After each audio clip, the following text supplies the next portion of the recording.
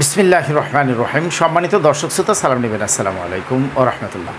আজ আমার কন্টেন্ট হলো যারা নতুন ফেসবুক ক্রিয়েটর আছেন তাদের জন্য, এবং যারা বেসরকারি এমপিভুক্ত শিক্ষক হতাশায় জর্জরিত আছেন তাদের জন্য মেনশন করে আজকে আমার এই একটা ছোট্ট কন্টেন্ট তৈরি করেছে। যে কোনো কাজ আপনি যদি মন থেকে করেন তাহলে আল্লাহ তার প্রতিদান দিয়ে থাকেন। যেমন আমরা নিরলসভাবে শিক্ষকদের স্বার্থে কাজ করে যাচ্ছি। ইতিমধ্যে আপনারা শুনেছেন যে আমাদের মাউশির নতুন ডিজি মহোদয় উনি বলেছেন যে উৎসব ভাতা নিয়ে কাজ চলছে। তো আমরা তো আগেই জানি যে মাননীয় বিদায়ী শিক্ষা উপদেষ্টা আমাদেরকে বলে গিয়েছেন আগামী বাজেট থেকে সবগুলো ভাতা বর্ধিতকরণ করবেন আমাদের দাবির প্রেক্ষিতে, এবং আমরা যে টানা 22 দিন আন্দোলন করেছি সেই লক্ষ্যে উৎসব ভাতা নিয়ে কাজ করছে। আমাদের এই শুধু প্রাপ্তির খবর দিয়ে আমরা বসে থাকবো না, আমরা কিন্তু কূটনৈতিক দৌড়ঝাঁপ যথাযথ জায়গায় করব। কেন নতুন ইউজারদের কথা বললাম, চলেন একটু ব্যাখ্যায় যাই। আপনারা জানেন যে আমি শিক্ষক অঙ্গনে পরিচিতি লাভ করেছিলাম। আমার একটা পেজ ছিল SM ফরিদউদ্দিন, যেই পেজটা সরকারের গোয়েন্দা সংস্থা কর্তৃক আমার এই পেজটা হ্যাক করা হয়েছিল। কেন জানেন? যখন সনদধারী শিক্ষকরা শাহবাগে দিন আন্দোলন করেছিল, আমি তাদের পাশে গিয়ে দাঁড়িয়েছিলাম যে বৈধ সনদধারী, অথচ তাদেরকে একটা কালো আইন প্রয়োগ করে তাদেরকে আর চাকরিতে নিয়োগ দিবে না বলে তারা একটা নোটিশ জারি করেছিল। ফলশ্রুতিতে তারা আন্দোলনে এসে বাংলাদেশের ইতিহাসে 120 দিন মানে 4 মাস আন্দোলন করেছে। সেখানে দীপুমণি আসে নাই, তৎকালীন শিক্ষামন্ত্রী। তো আমি এখানে একজন নারী শিক্ষিকার বক্তৃতা নিয়েছিলাম, যে ভিডিওটা একদিনেই প্রায় 10 লক্ষ জনগণ দেখতে পেরেছিল। এর কিছুদিন পরেই আমার এই পেজটা হ্যাক হয়ে যায়। এর মধ্যে আমার দেশি ভাই শাহজাহান আলম সাজু তথা দৈনিক শিক্ষার সিদ্দিকুর রহমান, সেও কিন্তু এর সাথে জড়িত ছিল। কারণ আমার এই পেজটার ভিউ ছিল অনেক বেশি। যে কোনো সময় আমি যদি লাইভে যেতাম 800, 900, 1000, 1200, 1500, 2000 পর্যন্ত লাইভে সরাসরি সম্পৃক্ত থাকতো। যাই হোক, সেই পেজটা হারিয়ে যায় 2023 সালের 19শে ফেব্রুয়ারিতে। আমি আর পেজটা ফেরত পাই নাই।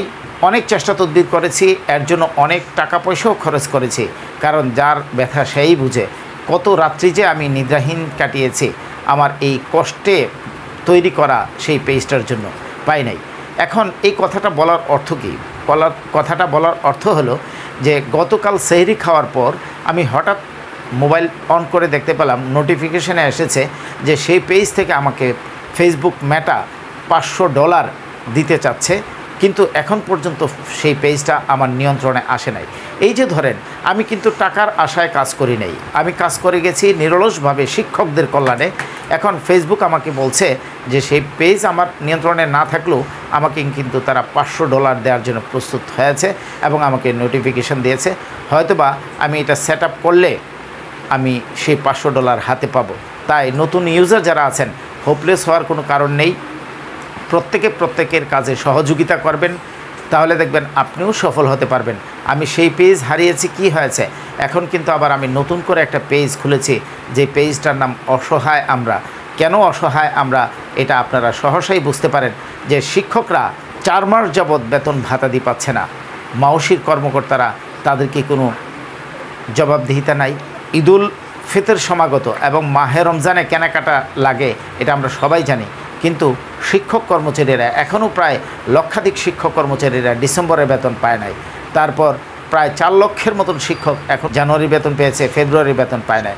শুনতে পেরেছি যে এই চলতি সপ্তাহের মধ্যে ফেব্রুয়ারি বেতন দেওয়া হবে এবং ঈদুল ফিতরের শিকি ঈদ বোনাস দেওয়া হবে 22 তারিখের পরে। সম্মানিত দর্শক শ্রোতা, আর যারা বেতন পান নাই ডিসেম্বর, তাদের বেতন ভাতা দিয়েও এই সপ্তাহের মধ্যে হবে বলে আমি জানতে পেরেছি। তাই আপনাদেরকে বলবো যে সবসময় সাপোর্ট করবেন। সাপোর্ট করলে এই যে ধরেন আমার ইনকাম হয়েছে, সেই ইনকামগুলো কিন্তু আমি শিক্ষকদের কল্যাণেই ব্যয় করে থাকি। আমি বিভিন্ন জায়গায় যাই, এর জন্য কিন্তু আমি কারো কাছ থেকে কোনো টাকা পয়সা নেই না। ফেসবুক আমাকে সেই সুযোগ দিয়েছে, তো এটা কিন্তু আপনাদের কল্যাণেই পেয়েছি। এই জন্য আপনাদের সকলকে অভিনন্দন জানাই, শ্রদ্ধা জানাই। সকলে পাশে থাকবেন, আরও এগিয়ে যাব অনেক দূর ইনশাআল্লাহ, এবং দাবি আদায় করেই ছাড়ব। আসসালামু আলাইকুম ওয়া রাহমাতুল্লাহি ওয়া বারাকাতুহু।